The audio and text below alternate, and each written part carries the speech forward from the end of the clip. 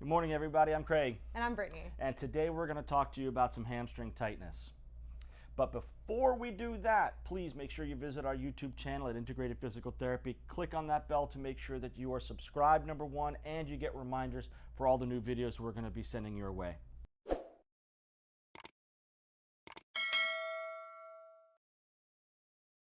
All right, so one of the things that I hear all the time in the clinic, and Craig, I know you do too, is that everybody says that they have tight hamstrings. Yep. The first thing somebody tries to bend over and they're like, oh, my hamstrings are so tight. So sometimes it's hamstrings and sometimes it's not, right? Nope. Sometimes it can be the opposite muscles, the hip flexors that are pulling the pelvis forward. That puts the hamstrings on contraction. Then you try to bend over and your hamstrings are already contracted. So they say, I don't want to stretch right now. And they're already in that full lengthened position. So imagine if you're looking from the side, the difference between my hips being in this position versus my hips being in this position. Now, because my muscles here are lengthened, they're going to feel tight a lot sooner, okay? Make sense? The other thing is that when I go to bend forward, sometimes it can be a limitation coming from the back. Right. So if I'm going to go and reach forward and then I feel like I get stuck here, but if I bend my knees and I'm able to get a lot further, then it is actually coming from the hamstrings. If I bend my knees and really nothing changes, then it's going to be coming more so from the back because the hamstrings now are shortened. They should have more room to move forward. Right, so try that at home. Bend the knees a little bit. If you've got more range, then it's the hamstrings. If it's not, then it can be the back. Yeah, and sometimes it's a combination of both. It's not always black or white, one or the other, but for the purposes of today, we're going to say that we're going to differentiate between back and hamstrings with that little trick. Now, let's say you do find out, like, okay, my hamstrings are actually the tight problem. Right. What are some things that you can do at home? Let's see. We can go swimming. Okay. You can definitely go swimming. You can go for a walk, bike, ride, jog. None of those are going to help with your hamstring tightness, but you can do them. We can absolutely do them. It's a lot of fun. And exercise. Exercise is always good. But one of the things we can do is we can release them.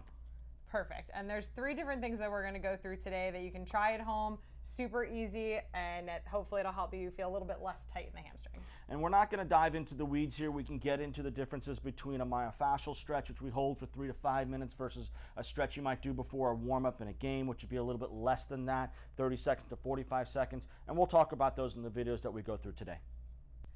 All right, so we've shown you these nerve glides before. This is nothing new, but we're going to add it into here because it does have to do with hamstring flexibility.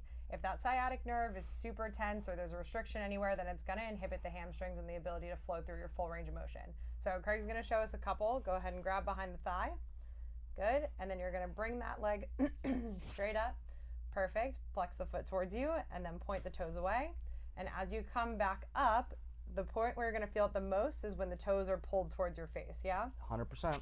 Okay, and the same rule applies as it does for everything else. You don't need to see how far you can pull it or how much you can feel it, but just enough to feel. You'll see Craig has his other knee bent here. That's just to help to protect the back a little bit, and you'll flow through 10 or 15 of these on each side.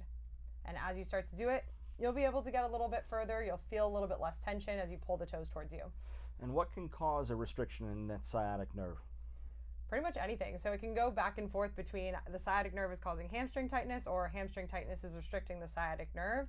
So both of these are going to address that problem. You can also have issues further up the chain coming from the spine where they're being entrapped, and then that mobility there is affecting the hamstring, the sciatic nerve mobility. We talk about this in the fascial world about how myofascia can be restrictive of the surrounding tissue. So if the fascia is constricting or restricted of that sciatic nerve, we want to do some manual work first, myofascial release, then do some of the nerve glides as homework. Exactly. And all of these things together that we're going through today are going to be really important. You can't just do one and expect all the best results. You want to do all 3 of these things in order to actually get those changes in tissue length for the hamstring. 100%. The other thing that you can do is just a static stretch, which is using the stretch strap like we have over here. Go ahead and put one end around the foot. And then you're going to pull the leg towards you. Perfect. Same thing, knees bent here just to protect the back. Okay, and then what you'll notice here is Craig has it kind of positioned towards his foot.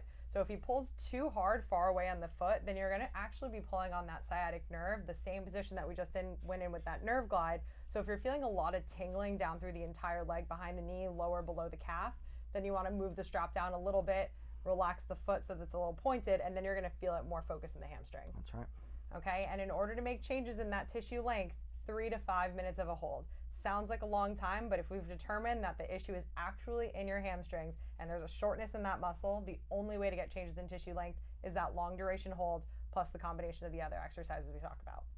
3 to 5 minutes is where the stretch begins to start in fascial stretching. It's where the chemical changes and the mechanical changes, rather, of the musculature takes place right in the beginning of that 3 to 5 minutes. Now, this is one way to do it here. I can also be sitting on the edge of the table, one foot hanging off the edge, and this one kind of hanging on. Another way to do it. But this is a great way to start. Get your arms in a nice, comfortable position and kind of hang out for a while. Now, you can probably see my legs starting to kind of waver a little bit, and those are just the changes that I'm feeling coming through the hamstring all the way through the end of the leg. And I'm just going to kind of hang out here for a while. Yeah, and one of the things I just realized that we skipped that's super important, just in case you don't know where the hamstrings are. Hamstring is that muscle that attaches from the boniest part of the bottom of your butt bone just behind the knee. So anywhere here in that area, the back of the thigh, that's your hamstring. So if you weren't sure where the hamstrings were, that's what we're talking about. Right here. Thanks for pointing that out. Yeah, important. So one of the stretches that we're going to teach you guys today is an eccentric stretch. And what that means is that a muscle will be on contraction and lengthening at the same time. So if you can imagine what we call a negative in the weightlifting world, it's where we have our weight up here and we're slowly lowering the weight down. Our bicep is still contracted, but the weight is moving in the downward direction, lengthening the bicep. So we're going to do that same thing now with a kettlebell and the hamstrings. Want to help talk us through it? Yeah, my hamstrings are too sore to do it because I did these yesterday, so Craig's going to be our beautiful model today. All right, so we're going to grab onto the kettlebell here. Perfect form as he comes down, he uses his knees, and he comes down and gets it the right way. Then I'm going to stand over here so I don't block your guys' view. As he lowers the kettlebell, he's keeping it very close to his body. You can do this with any weight. This is just easy to hold. His spine stays nice and strong and stable, flat as he goes on down. And then I want you to tell me when you start to feel that stretch in the hamstrings. Right about there. Okay, so once you feel the stretch, then you're going to use the hamstrings and the glutes to pull your body back up to straight. The same rule here goes when you go to stretching. You don't need to see how far you can go. Just because you can get the weight to pull you all the way down to the ground doesn't mean that you need to go that far right away. The second that you start to feel that stretch going through the hamstrings, and he even has that slight bend in his knees just so that they're not locked out, then as he pulls up, he's working the full length of that hamstring muscle. In order to get changes in tissue length in the hamstring that are actually functional and do something, this is the kind of stuff that you need to do. He's getting to that stretched position and then using that same muscle to help pull him back up. Notice that as he's doing it, he's actually getting the weight a little bit lower. Those hamstrings are loosening up. That flexibility is getting there.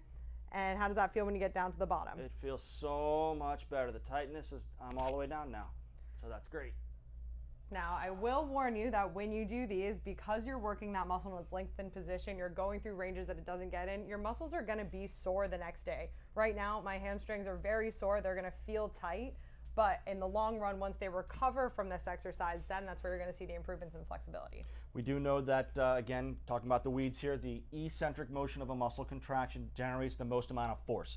And that's where you also get a lot of muscle growth, you get muscle length, and it does lead to some muscle soreness that you might feel for the next day or so. Best thing to do after that, gentle, easy movement. Go for that swim, go for the walk, go for the bike ride. Keep the body flowing and flushing. And if there's any issue with you don't feel like you can control while you're stopping with the weight, use something like a yoga block to put in front of you so that you don't feel that temptation to go further than your body's range of motion to start.